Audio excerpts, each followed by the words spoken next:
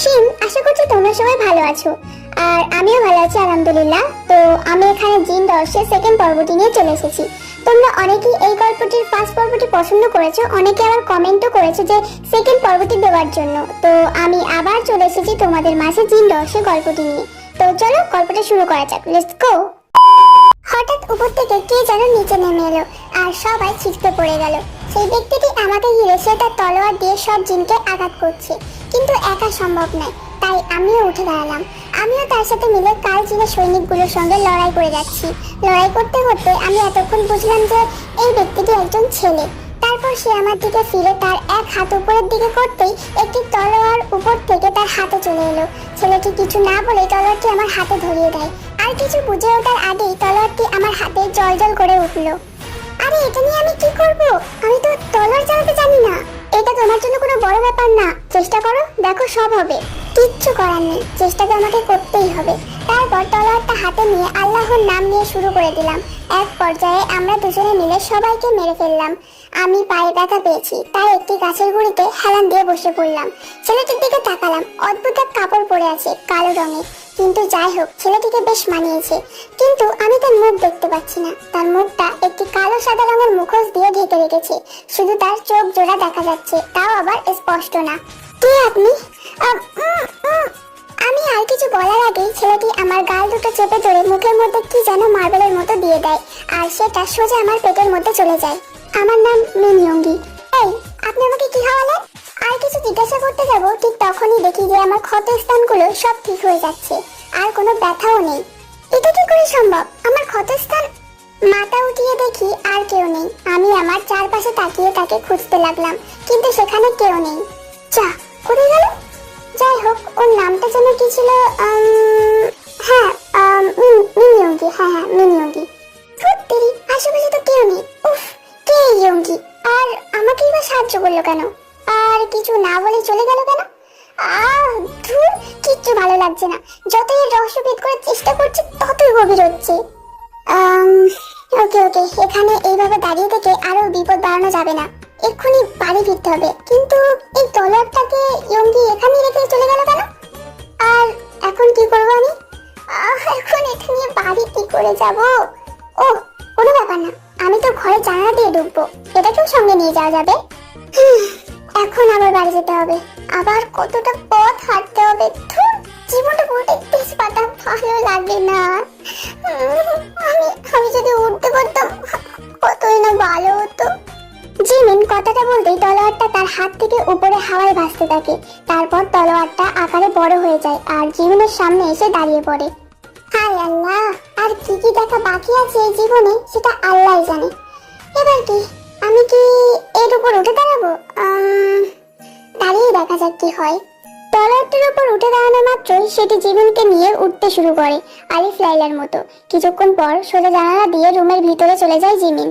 জীবনে এই প্রথমবার আকাশে উড়েছি, খুব ভালো লেগেছে আমার। এক দুবার পড়েও গেছি, কিন্তু ওটা কোনো ব্যাপার না। তুমি তো জানোই আমি কেমন মেয়ে, রাইট? তারপর জিমিন তলোয়ার থেকে নিচে নামতেই তলোয়ারটি তার আগের আকারে ফিরে আসে। তারপর জিমিন তলোয়ারটিকে ঠিক জায়গায় লুকিয়ে রেখে শাওয়ার নিতে চলে যায়। শাওয়ার নিয়ে শুয়ে আছি, শুয়ে শুয়ে ভাবছি, কে এই ছেলেটা? আমাকে কেন সাহায্য করলো? আর এতদিন কোথায় ছিল? ওর মুখটা দেখতে পেলাম না। ওর মুখ দেখলে কি হতো? আমি কি ওকে খেয়ে ফেলতাম? আরে জিমিন, তুই ওর মুখটা দেখেই বা কি করবি? ও তো একটা জিন আর তুই হচ্ছিস মানুষ।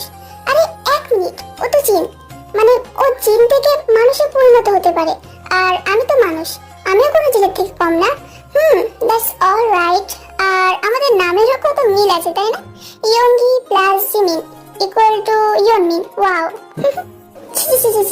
আস্তাগফিরুল্লাহ, নাউজুবিল্লাহ, এসব কি ভাবছি আমি? আরে জিমিন নামের মিল তো কি হয়েছে? না না না না বাবা, এসব ভাবলে একদম চলবে না। ঘুমিয়ে পর দেখি কালাপাতুর কলেজ আছে। এই মেয়েটা না। জিমিন যতই ঘুমানোর চেষ্টা করছে, ততই জানালা দিয়ে এক মনোরম ঠান্ডা বাতাস এসে তার মনের ভিতর এক নতুন অনুভূতি জাগিয়ে তুলছে। আজ রাতটা মনে হচ্ছে না ঘুমিয়ে কেটে যাবে। সকাল 8টা বাজে। জিমিন কলেজের জন্য বাড়ি থেকে বেরিয়ে পড়ে।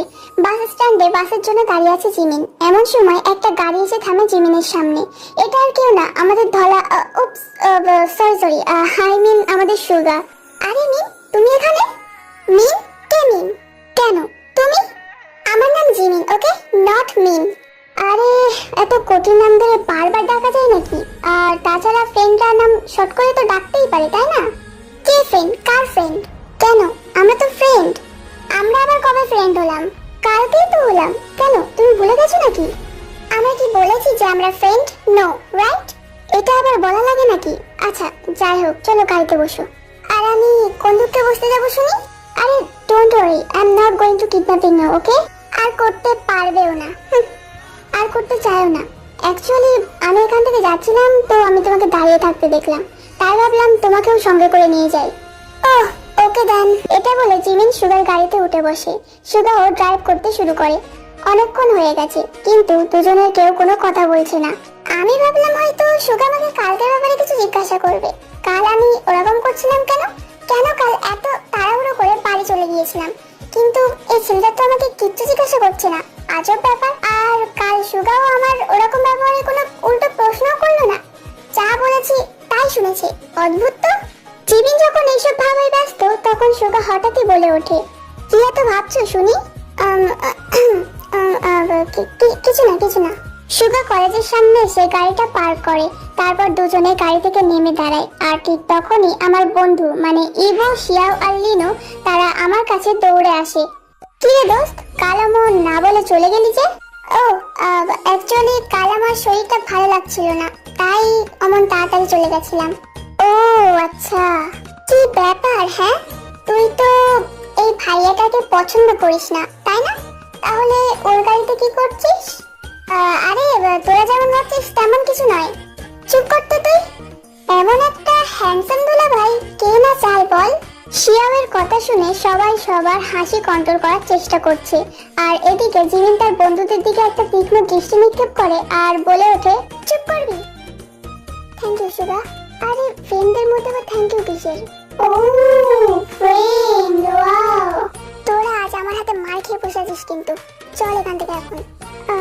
বিগ ব্রাদার, এদিকে একটু এসো তো, কানে কানে কথা আছে। লিনো কথাটা বলতেই সুগা লিনোর কাছে একটু সরে যায়। হ্যাঁ এবার বল। বলছিলাম তুমি তো জিমিনকে। লিনো এর আগে কিছু বলতে যাবে, ঠিক তখনই জিমিন তার কান ধরে টানতে টানতে সেখান থেকে যেতে শুরু করে। জিমিন জিমিন জিমিন, দাঁড়া জিমিন। আরে জিমিন ছাড়, ব্যথা পাচ্ছে তো। বেচারা লিনো। ইবোর বাচ্চা একবার তোকে বাগ পাই। জিমিন প্লিজ ছাড় আমাকে, বোন আমার প্লিজ। এদিকে সুগা জিমিন ও তার বন্ধুদের কাণ্ড দেখে হেসে ফেলে। আর আমার পরি দেখছি প্রচন্ড রাগ। পরি, কবে যে তোমাকে আমার এই দুই হাত দিয়ে বুকে চেপে ধরবো। I just can't wait anymore. কিন্তু কি করা যাবে, I have to wait for you. পরি, আমি কথা দিচ্ছি যতক্ষণ না ঠিক শুনে আসছে আমি তোমাকে টাচও করবো না। আমি আর আমার বন্ধু সবাই ক্লাসে গিয়ে বসি। তারপর আমার আশেপাশে তাকিয়ে দেখি সবাই অদ্ভুত ভাবে আমার দিকে তাকিয়ে আছে। কি এভাবে তাকানোর কি আছে? আমি কথাটা একটু জোরেই বলি। আমার কথা শুনে আশেপাশের কয়েকজন ভয় পেয়ে সেখান থেকে উঠে অন্যদিকে গিয়ে বসে। দেখো, আমাকে ভয় পাওয়ার কিছু নেই।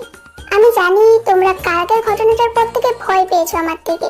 দেখো, আমি তোমাদের কিচ্ছু করবো না, কারণ তোমরা তো আমার ফ্রেন্ড, তাই না? আর যদি তোমাদের কেউ বিরক্ত করে আমাকে বলতে পারো, আমি সব ঠিক করে দিতে পারবো।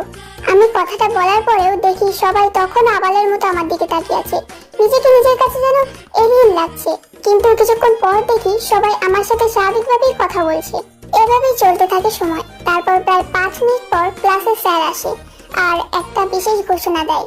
হ্যালো স্টুডেন্টস, এই কথা না, চুপচাপ বসো, ওখানে বসো, চুপচাপ, একদম চুপ। আচ্ছা ঠিক আছে, তো আজ আমি একটি বিশেষ কিছু ঘোষণা করব। আজ থেকে একদিন পর আমরা সবাই দ্বীপজয়ী বাজারে পিকনিকে যেতে চলেছি। তোমরা এবং তোমাদের সিনিয়ররা একসাথে দ্বীপজয়ী বাজারে, মানে প্রথম ইয়ার তো, সেই উপলক্ষেই দ্বীপজয়ী বাজারে ঘুরতে যাওয়া হবে, ওকে? এই ঘোষণাটা দিয়ে স্যার ক্লাস থেকে চলে যায়। আর এদিকে ক্লাসের মধ্যে সব স্টুডেন্ট আনন্দ মেতে ওঠে। আমি যাব না। মানেটা কি? কেন যাবি না তুই? কিছু না, এমনি আমার ভালো লাগছে না তাই। ঠিক আছে, তুই না গেলে আমিও যাব না, আর শিয়াও না গেলে আমিও যাব না। আর কি, তোরা না গেলে আমি একা একা গিয়ে কি করব? মানে কি আজব ব্যাপার, বাচ্চা নাকি তোরা?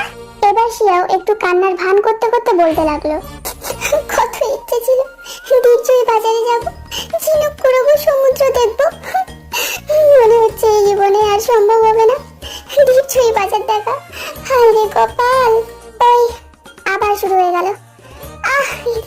আমার শান্তি নেই। ওকে ওকে আমি যাবো, ঠিক আছে? সত্যি? আমি জানতাম তুই মানা করতে পারবি না। হয়েছে, এমনিতেই তেলের দাম অনেক বেড়েছে, আর তেল মাখাতে হবে না। জিমিন কলেজ শেষ করে বাড়ি চলে আসে। আজ তেমন কিছুই হয়নি অন্যান্য দিনের মতো। রাতে খাওয়া শেষ করে শুয়ে পড়ে জিমিন। রাত প্রায় 1টা বাজে। জিমিন তার বেডের উপর ঘুমিয়ে আছে। তারপর কিছু একটা শব্দ পেয়ে জিমিন হালকা একটু চোখ খোলে। দেখে টেবিলের সামনে কেউ একজন দাঁড়িয়ে আছে। রুমের ভিতরে বেশ ভালোই অন্ধকার, তাই বেশি কিছু বোঝা যাচ্ছে না, শুধু লাল দুটো চোখ দেখা যাচ্ছে। জিমিন এবার চোখটা ভালো করে খুলে ভালো করে তাকিয়ে দেখে যে সাদা কাপড় পরা, লম্বা চুল, ভয়ানক দেখতে, জিমিনের দিকে তাকিয়ে আছে। কি ভাই, এখানে কি এত রাতে? জিমিন কথাটা একটু ঘুম ঘুম গলায় বলে ওঠে। এমনি এসেছিলাম, কিন্তু তুমি আমাকে দেখতে পাচ্ছ? হ্যাঁ পাচ্ছি তো। এখন বেরো ওখান থেকে, শান্তিতে একটু ঘুমাতেও দেয় না। ধুর। এটা বলে জিমিন আবারও ঘুমিয়ে পড়ে। কিছুক্ষণ পর আমার ঘুম ছাড়লো। লাফ দিয়ে আমি উঠে বসলাম বেডের উপর। এমনি আসছে মানে? কোথায় গেল? আমার ঘরে কোনো জিন এমনি কেন আসতে যাবে? আর এক কথায় সে চলেও গেল? এত ভদ্র জিন দেখে তো মনে হলো না। কি করতে এসেছিল? মানে কিছু কিছু কি খুঁজতে এসেছিল আমার ঘরে? না না না না, ব্যাপারটা ভালো ঠেকছে না। একবার বাইরে গিয়ে দেখি। হ্যাঁ হ্যাঁ হ্যাঁ, সেটাই ভালো হবে। বাইরে গিয়ে দেখি কেউ নেই, একটা কাকও নেই। ওই কে রে তুই?